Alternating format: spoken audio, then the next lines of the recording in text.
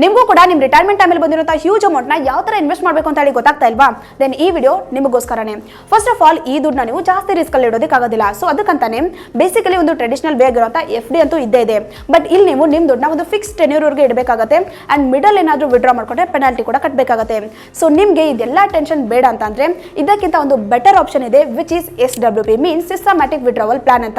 ಇಲ್ಲಿ ನೀವು ನಿಮ್ಮ ದುಡ್ಡನ್ನ ಡಿವೈಡ್ ಮಾಡಬೇಕಾಗುತ್ತೆ. ಯಾವ ರೀತಿ ಅಂತ ಅಂದ್ರೆ ನಿಮ್ಮ ಟೋಟಲ್ ಅಮೌಂಟ್ನ 50% ಮೇಲೆ ಸ್ವಲ್ಪ ಕಮ್ಮಿ ರಿಸ್ಕ್ ಅದನ್ನ ಡೆಟ್ ಮ್ಯೂಚುವಲ್ ಫಂಡ್ ಅಲ್ಲಿ ಇನ್ವೆಸ್ಟ್ ಮಾಡಿಬಿಟ್ಟು ಇನ್ 25% ನಮಗೇನೋ ಎಮರ್ಜೆನ್ಸಿ ಟೈಮ್ ಅಲ್ಲಿ ಇರಲಿ ಅಂತ ಹೇಳಿ ಲಿಕ್ವಿಡ್ ಮ್ಯೂಚುವಲ್ ಫಂಡ್ ಅಲ್ಲಿ ಇನ್ವೆಸ್ಟ್ ಮಾಡಿ ಅಂಡ್ ಅನದರ್ 25% ಮೇಲೆ ಸ್ವಲ್ಪ ಜಾಸ್ತಿ ರಿಸ್ಕ್ ತಗೊಂಡು ಅದನ್ನ ಈಕ್ವಿಟಿ ಮ್ಯೂಚುವಲ್ ಫಂಡ್ ಅಲ್ಲಿ ಇನ್ವೆಸ್ಟ್ ಮಾಡಬಹುದು. ಬಿಕಾಸ್ ಈ 25% ನಮಗೆ ಲಾಂಗ್ ಟರ್ಮ್ ಅಲ್ಲಿ ಯೂಸ್ ಆಗೋದ್ರಿಂದ ಮಿಡಲ್ ಅಲ್ಲಿ ಮಾರ್ಕೆಟ್ ಫಾಲ್ ಆದ್ರೂ ಕೂಡ ರಿಕವರ್ ಆಗುವಂತ ಚಾನ್ಸಸ್ ಇರುತ್ತೆ. ಸೊ ಈ ತರ ಇನ್ವೆಸ್ಟ್ ಮಾಡಾದ್ಮೇಲೆ ನೀವೇನ್ 50% ದುಡ್ಡನ್ನ ಡೆಟ್ ಮ್ಯೂಚುವಲ್ ಫಂಡ್ ಅಲ್ಲಿ ಇನ್ವೆಸ್ಟ್ ಮಾಡಿರ್ತೀರಲ್ಲ, ಆ ಅಮೌಂಟ್ ಗೆ SWP ಮಾಡಿ ರೆಗ್ಯುಲರ್ಲಿ ನಿಮಗೆ ಖರ್ಚಿಗಾಗುವಷ್ಟು ದುಡ್ಡನ್ನ ವಿಡ್ರಾ ಮಾಡ್ಕೋಬಹುದು.